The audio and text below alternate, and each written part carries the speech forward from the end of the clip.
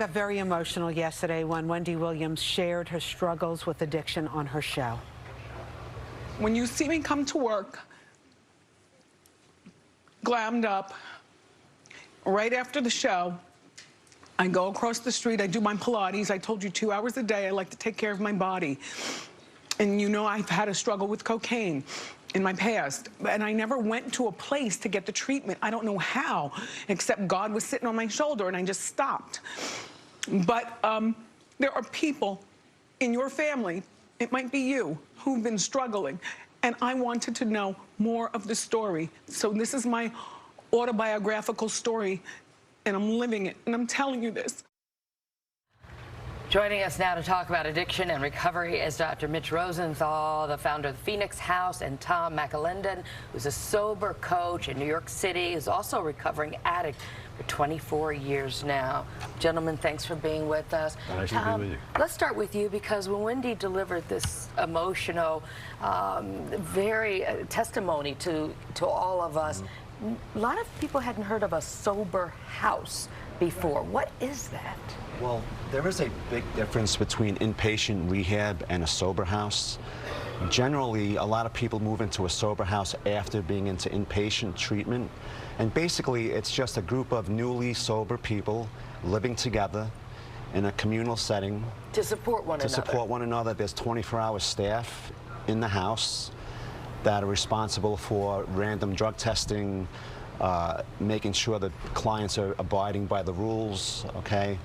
And it's generally a support, it's part of a larger support network for the people.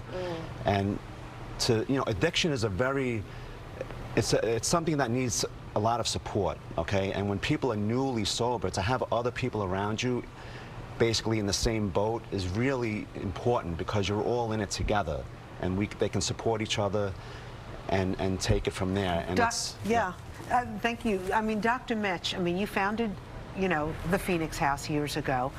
I think what a lot of people don't understand is that addiction is not cured overnight. That's such a good point.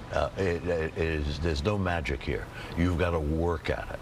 And good treatment comes from a peer culture, people in recovery who are setting an example and who are clarifying behaviors. It is demanding, it's not fast. It takes time for people to get honest and to open up and to really tell their story and to understand the demons that have been and also to kind of back. Shed those friends around you that may be continuing with that behavior. Oh, no. You've got to leave that network of people who were supporting you in addictive behavior. And that's why immersion in a good treatment program with a strong peer therapeutic culture is going to make all the difference in the world. Then people go on and they determine months later, after months and months of treatment, and it is months and months of treatment that is going to predict good outcomes 3 years and 5 years and 10 years later. Wendy had said that she never really sought the help initially, and I guess the help that she's getting right now. But one would wonder if you're under the type of public scrutiny that she is, let alone other individuals who are just struggling. That's got to be an added, compound to it. Well, unfortunately, there is still stigma attached to addiction and attached to getting help. So I give Wendy a lot of credit for speaking publicly about her struggle with addiction. She's going to enable other people who might be in the same situation to say to themselves, if Wendy can do it, maybe I can reach out for help and not be ashamed, not be embarrassed, not feel like my job is going to be at risk if I ask for help. Addiction is not a moral failing, it's a disease.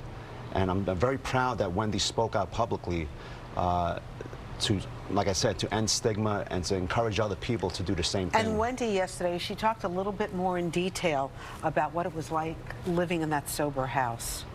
I am driven by my 24-hour sober coach back to a home that I live in here in the in the tri-state, with a bunch of smelly boys who've become my family. They hog the TV and watch soccer, and we talk and read and talk and read, and then I get bored with them. Doors locked by 10 p.m. Lights out by 10 p.m. Is there a certain duration that you stay in the sober house? Well, I used to work in a place in Brooklyn, so generally it's a 90-day stay, depending on the person. I've seen people stay in sober houses for up to a year.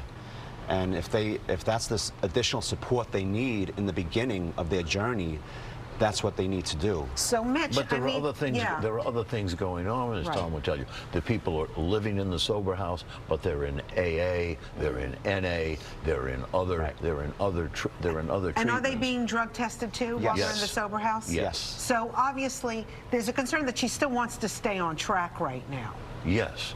Because why not bring a sober coach? And I mean, she's got the finances that she could bring a sober Right. coach. Right. And I mean, you know, it's very modern now. You Right. hear of other people doing, they bring a sober coach to live right in their house. Well, that's what I do sometimes. That's I live what you do? Yeah. You will? We'll stay with somebody 24 hours a day in their home to keep them safe. But in the sober house, they will do random drug testing. There'll be 24-hour staff to keep the people safe and to keep them away from drugs and alcohol. Right. Mitch, what are your final thoughts on this? Well, as Tom said, I think she was very courageous.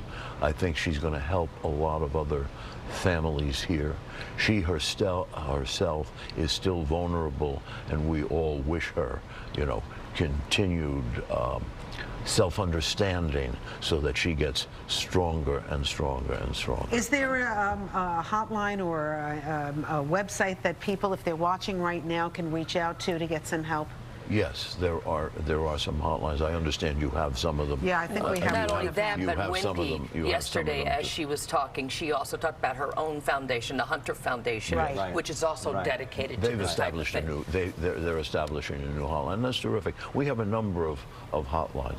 The problem Okay. isn't accessing hotlines. They're there.